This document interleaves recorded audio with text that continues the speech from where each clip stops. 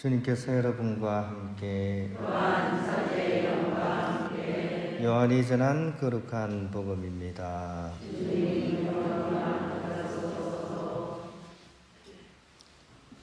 위에서 오시는 분은 모든 것 위에 계신다. 땅에서 난 사람은 땅에 속하고 땅에 속한 것을 말하는데 하늘에서 오시는 분은 모든 것 위에 계신다. 그분께서는 친히 보고 들으신 것을 증언하신다. 그러나 아무도 그분의 증언을 받아들이지 않는다. 그분의 증언을 받아들이는 사람은 하느님께서 참되심을 확증한 것이다. 하느님께서 보내신 분께서는 하느님의 말씀을 하신다. 하느님께서 한량없이 성령을 주시기 때문이다. 아버지께서는 아드님을 사랑하시고 모든 것을 그분 손에 내주셨다. 아드님을 믿는 이는 영원한 생명을 얻는다. 그러나 아드님께 순종하지 않는 자는 생명을 보지 못할 뿐만 아니라 하느님의 진노가 그 사람 위에 머무르게 된다. 주님의 말씀입니다. 평화됩니다. 여러분 드라마 좋아하시죠? 좋아하시잖아요. 얌전한 척 하시지 마세요. 제가 다 알고 있습니다. 요즘 빠친코라는 드라마가 이렇게 막 세계적으로 인기를 끌고 있습니다. 이 한국 사람들이 이제 드라마 만드는 그런 이렇게 뭐라 그럴까 기술이라 그럴까요? 또 연기자들의 그 연기력이 거의 세계적인 수준에 달했습니다. 그래서 막 지금 뭐 전 세계 드라마 1위를 휩쓸고 있는 게 이제 빠친코라는 그런 드라마입니다. 여러분이 본 드라마 중에 제일 기억에 남는 드라마가 어떤 게 있어요? 사람마다 또 조금 다르겠지만, 그죠? 저는 그 드라마 중에 제일 또렷이 기억에 남는 것 중에 하나가 허준이라는 거 기억나세요? 허준. 그죠? 명의, 그죠? 조선시대 때 명의 허준, 그 드라마가 참 이렇게 가끔씩 잘 떠오릅니다. 특히 이제, 여러 가지 장면 중에서 좀 뭐라 그럴까요? 남자들이 가장 이렇게 애틋하게 애잔하게 바라보는 장면이 있어요. 그게 뭐냐면 그 허준이라는 그 사람의 상대 역인 예진아 씨라고 있었어요. 옛날에 황수정 씨가 이제 연기를 했던. 특히 이제 허준이 혼인을 한 사람이기 때문에 근데 이제 그냥 이렇게 사랑은 못하고 짝사랑을 하는 거죠. 예진아 씨가, 그죠? 짝사랑 모드입니다. 그런데 이제 가장 감동적인 장면은, 물론 사람마다 좀 차이가 있어요. 남성들이 보기에 가장 감동적인 장면이에요. 여성들은 이 부분 아마 싫어할 수도 있습니다. 허준이 모함에 걸려가지고 결국 의원학계에 있어서는 가장 소중한 오른손목을 잘리게 되는 그런 형벌을 받게 되죠. 그래서 이제 막 작두를 마련해가지고 막 손목을 막 자르려고 할 때 평소에 자기 표현을 막 못하던 이 예진아 씨가 막 이렇게 이 허 의원을 살려주십시오 막 소리치면서 아니되옵니다 막 외치다가 까무러치는 장면이 있었어요. 이 팔도의 모든 남정네가 그 장면을 보고 막 눈물을 흘리면서 이렇게 감동을 받았던 그 장면 그때를 아시나요? 예. 자, 이 자매님들이 보면 저 무슨 소리를 하냐 이럴 수 있는데 약간 좀 느낌이 좀 다른 것 같아요. 이제 여성과 남성의. 근데 이제 남자들 입장에서는 그 장면이 참 뭐라 그럴까요? 정말 짠하게 와닿는 그런 장면이었습니다. 오늘 우리가 들었던 일독서의 내용은 그런 이스라엘판 예진아 씨 이야기라고 보시면 되겠습니다. 사도들이 바로 그 입장에 서 있다고 보면 되겠죠. 예수님의 이름으로 사람들에게 이렇게 복음을 전했다는 이유, 예수님의 이제 사람들도 가르쳤다는 그 이유 때문에 이 당대에 권력을 틀어지고 있던 사두가이파들의 미움을 받아가지고 말 그대로 계작두에 손목을 올려놓고 그게 잘리기 일보 직전인 상황. 그것이 오늘 일독서의 그런 분위기입니다.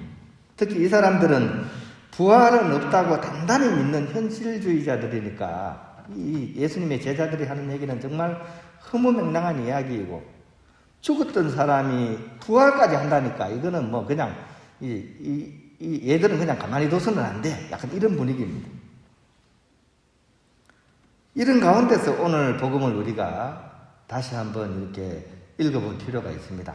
그러니 항상 독서와 복음이 이렇게 서로 맞물리게 짜여져 있습니다. 그냥 아무렇게나 배치를 한 게 아니라. 그러니까 일독서의 분위기와 복음을 같이 읽어야 되는 거죠. 그러면 오늘 복음의 분위기를 우리가 좀 더 알 수 있는 거죠. 오늘 복음의 말씀 중에 특히 이제 핵심적인 그런 부분은 이 부분입니다. 하느님께서 모든 것을 그분 손에 내주셨으니까, 예수님 손에, 그죠? 두려워하지 말고 그분을 선택하라, 이 얘기입니다. 하느님께서 모든 것을 예수님을 통해서 이렇게 하려고 하시니까 그 두려워하고 너무 재지 말고 그분을 선택하라는 겁니다. 선택하라. 선택하도록 결단을 하라, 이 얘기입니다. 이거다 저거다 갈등 마시고 예수님을 선택하세요, 이 얘기입니다. 그런데 이 선택을 하는 것이 바로 믿음입니다. 믿음. 그리고 믿음에 있어서 용기를 내는 것은 필사불격일의 그런 요소라고 할 수 있습니다. 이 믿음은 그냥 생겨나는 게 아니라 용기를 내어 선택하는 겁니다. 하느님의 은총은 수동적으로 우리에게 주어지지만 그 은총을 향해서 나아가는 것은 우리의 의지적인 선택이 필요하다는 거죠. 그것도 용기를 낸 선택. 특히 그것은 우리의 폴 틸리라는 신학자가 얘기한 것처럼 믿음이라는 것은 내가 사랑받고 있다는 것을 받아들이는 용기이다, 이렇게 얘기를 했습니다. 그죠? 믿음도 선택입니다. 그런데 어떤 선택이냐? 내가 하느님께 사랑을 받고 있다는 것을 받아들이는 그런 용기입니다. 어떤 상황과 처지에서도 그분께서 나를 사랑하고 계신다는 것에 대한 그런 믿음을 바탕으로 한 용기 있는 선택, 이것이 믿음이라는 거죠. 과연 일독서의 사도들은 용기를 내어가지고 기어이 그분을 선택하는 모습을 우리에게 보여주고, 앞으로 펼쳐지는 일독서의 내용은 바로 그 선택한 사도들의 삶이 계속 설명이 되고 있는 거죠. 여러분은 어떻습니까? 용기를 내어 이 사도들처럼 그분을 선택하시겠습니까? 구체적으로 어떻게 선택을 하시겠습니까? 여러분 삶 안에서 입으로만 네 하는 어떤 그 믿음이 아니라 구체적으로 여러분은 삶 안에서 이 예수님의 그런 마음을 받아들이고 선택을 하시겠습니까? 이 얘기입니다. 그분의 말씀, 그분의 가르침, 그분의 삶을 기꺼이 받아들이고 나 또한 그렇게 살려고 하시겠습니까? 라는 굉장히 진지하고도 무거운 질문입니다. 그런 선택하시겠습니까? 소리가 또 지지군듯이 조용해졌어요.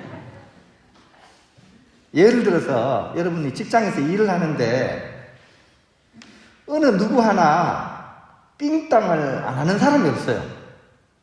우리 사회가 보면요, 그런 부분이 굉장히 많습니다. 건축이면 건축업, 또 물류면 물류, 그죠? 그런데 정말 비리가 엄청 많이 들어가 있습니다. 근데 내가 거기서 내가 직장 생활을 하면 삥땅 안 하는 사람이 주위에 아무도 없습니다. 근데 내가 그런 경우에 처했을 때, 나 양심의 가책과 예수님의 가르침에 따라 자발적으로 그 공짜 돈을 포기할 것인가? 이런 질문입니다. 어떻게 하시겠습니까? 기꺼이 이거 포기할 수 있겠습니까? 이 선택입니다. 그것은 둘째치고 내가 그걸 안 가지게 되면 어떻게 되겠대요? 얘는 한편이 아니네. 이래 돼가지고 이제 박해를 받기 시작하죠. 은근히 갈굽니다. 그런 사람, 그죠? 사회생활 하면 잘난 척 하네 이렇게 하면서 은근히 갈굽니다. 결국은 이제 너무 미우면 이제 그 잘라내버리죠. 그죠? 그런 상황에서 나는 기꺼이 용기를 내어가지고 그리스도의 가르침과 그 삶을 선택을 하겠는가라는 질문입니다. 제가 이렇게 얘기하니까 갑자기 마음이 약해지려고 그러죠. 그죠? 그래서 오늘 복음을 다시 여러분들이 한번 읽어보셔야 됩니다. 아버지께서는 아드님을 사랑하시고 모든 것을 그분 손에 내어주셨다. 그 아드님을 믿는 이는 영원한 생명을 얻는다. 그래서 이 말씀이 우리 선택의 가이드가 되는 말씀입니다. 이 세상의 삶은 있다가 없어지는 삶입니다. 우리는 결국 영원한 생명을 향해서 살아가는 사람들 아닙니까? 이 말씀을 우리 마음에 새겨 넣으면서 우리는 기꺼이 그분을 따르는 삶을 선택하는 것. 이것이 바로 그리스도의 삶이라는 것을 우리가 꼭 기억했으면 좋겠습니다. 오늘 집에 가셔서도 다시 한번 읽어보십시오. 아버지께서는 아드님을 사랑하시고 모든 것을 그분 손에 내어주셨다.